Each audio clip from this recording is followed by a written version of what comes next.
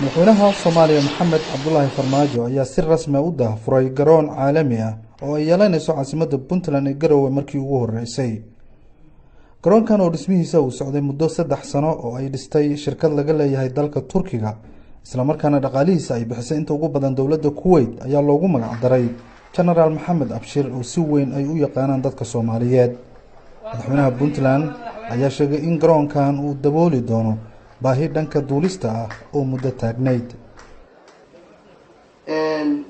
waxaan isugu nimid daafurka airportkan oo muddo ay sugaysay Soomaaliya iyo gaar ahaan dadweynaha reer Puntland.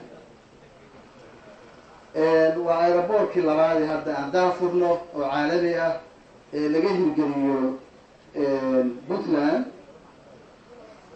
sida la sheegay cid badan dad badan baa contribution-keeda iska lahayd ama ha noqoto lacag 5 milyan oo dawladda Kuwait ay ku deeqday 6 milyan aan maynaya. inta kale ee ku baxday intaana ka tiro badan waxa lagu keenay isku tashigii dadweynaha iyo dawladda Puntland ay ku yimaadeen. madaxweynaha Soomaaliya Maxamed Cabdullaahi Farmaajo ayaa ku amaanay Puntland horumarinta kaabayaasha dhaqaalaha.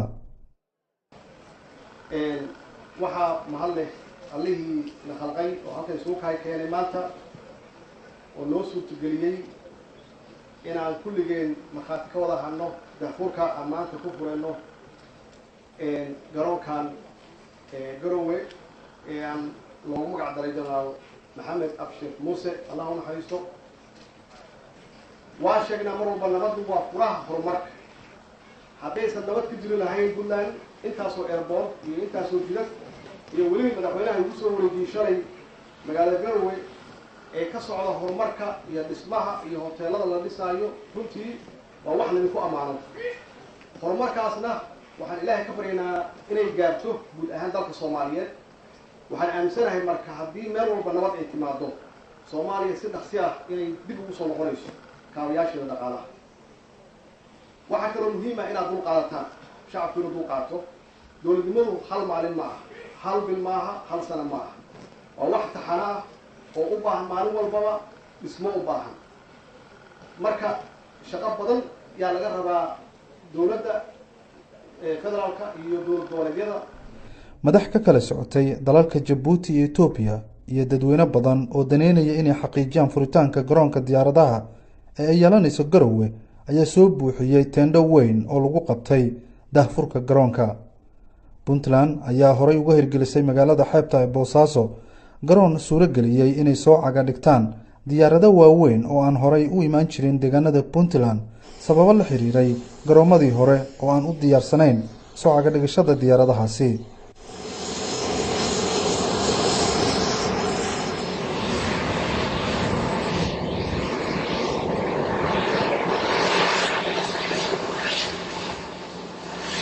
madaxweynaha Soomaaliya Maxamed Cabdullaahi Farmaajo ayaa si rasmi ah u daahfuray garoon caalami ah oo ay yeelanayso caasimadda Puntland ee Garowe markii ugu horeysay.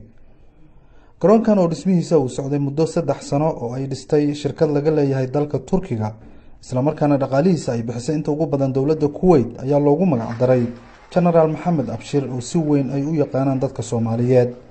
madaxweynaha Puntland ayaa sheegay in garoonkan uu dabooli doono baahi dhanka duulista ah oo muddo taagnayd. waxaan isugu nimid daafurka airportkan oo muddo ay sugaysay Soomaaliya iyo gaar ahaan dadweynaha reer Puntland. waa airportkii labaad hadda aan daafurno oo caalami ah ee laga hirgeliyo Puntland. sida la sheegay cid badan dad badan baa contribution-keeda iska lahayd ama ha noqoto lacag 5 milyan oo dawladda Kuwait ay ku deeqday 6 milyan aan maynaya. inta kale ee ku baxday intaana ka tiro badan waxa lagu keenay isku tashigii dadweynaha iyo dawladda Puntland ay ku yimaadeen. madaxweynaha Soomaaliya Maxamed Cabdullaahi Farmaajo ayaa ku amaanay Puntland horumarinta kaabayaasha dhaqaalaha. waxaa mahad leh allihii na khalqay oo halkan isugu keenay maanta oo noo suurtageliyey inaan kulligeen markhaati ka wada hadno daahfurka aan maanta ku furayno garoonkan garowe ee aan loogu magac daray jenaraal maxamed abshir muuse allah u naxariisto. waa sheegnaa mar walba nabaddu waa furaha horumarka.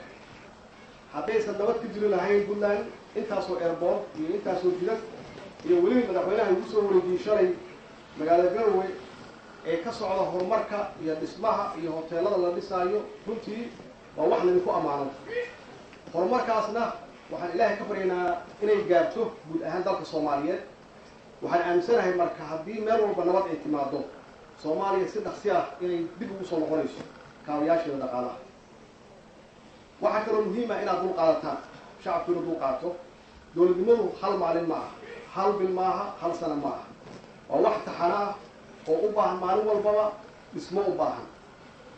marka shaqo badan yaa laga rabaa dowladda federaalka iyo dowlad goboleedyada.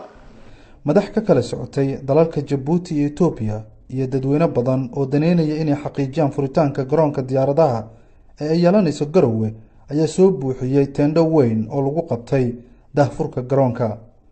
Puntland ayaa horay uga hirgelisay magaalada xeebta ee Boosaaso garoon suurageliyay inay soo caga dhigtaan diyaarado waaweyn oo aan horay u imaan jirin deegaanada Puntland sababo la xiriiray garoomadii hore oo aan u diyaarsanayn soo caga dhigashada diyaaradahaasi.